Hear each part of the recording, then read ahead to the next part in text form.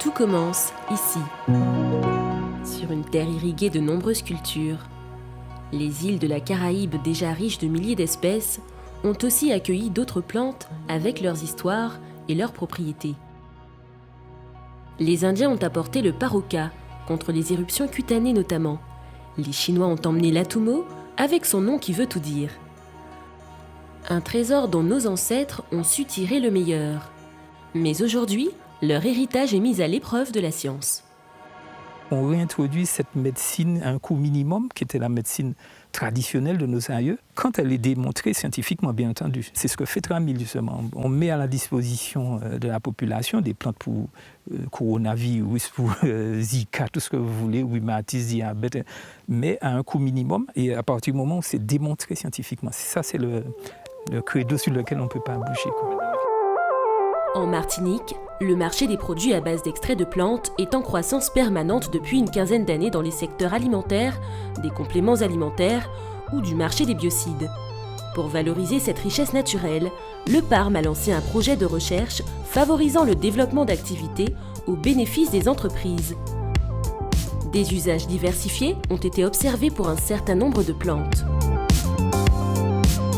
À l'origine, les tests étaient vraiment faits pour conforter, on va dire, l'usage traditionnel et ce qu'on pouvait retrouver sur la composition biologique de la plante.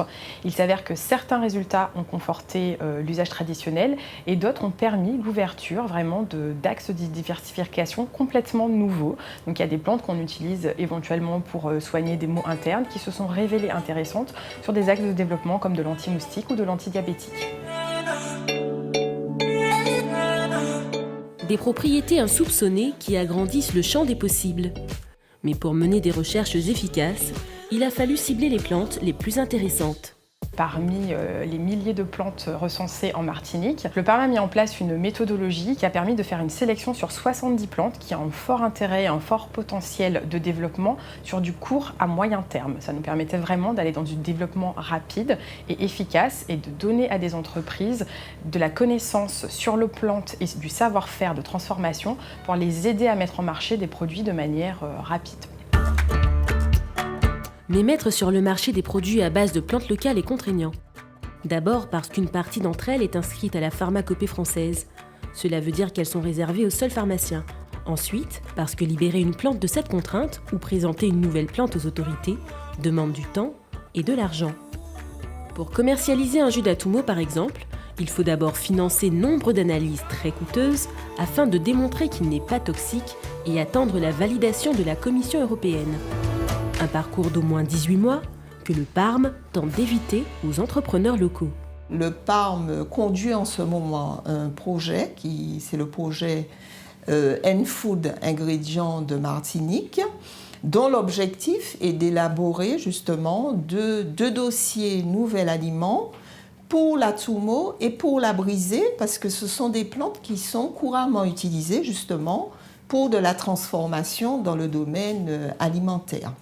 Donc là, nous sommes en train de constituer ces dossiers et ils seront déposés auprès de la Commission européenne pour que ces deux plantes soient reconnues en tant que nouvel ingrédient.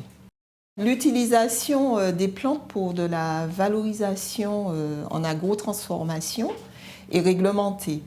Donc les plantes qui sont libérées de la pharmacopée française peuvent être utilisées sans problème pour faire des produits alimentaires. C'est le cas par exemple de la menthe, du basilic, du gingembre. Par contre, nous avons 68 plantes des Outre-mer qui sont inscrites en pharmacopée. Et celles-là, pour qu'elles soient utilisées, il faut qu'elles soient libérées de la pharmacopée, c'est-à-dire du monopole des pharmaciens. La réglementation constitue un réel frein pour du développement de la valorisation économique parce que les entreprises qui veulent faire des produits à base de ces plantes, elles doivent, dans le cas où ces plantes sont à la pharmacopée, ou même pour toutes les autres qui ne sont pas en pharmacopée, elles doivent faire des dossiers de demande d'autorisation auprès de la Commission européenne pour que ces plantes soient reconnus comme étant, un nouvel aliment ou un nouvel ingrédient qui puisse être utilisé pour la transformation alimentaire.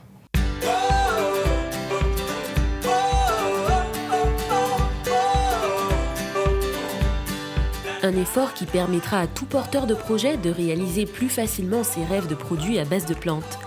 Mais d'autres contraintes et réglementations existent et le chemin est encore long pour faire reconnaître les propriétés extraordinaires de notre pharmacopée.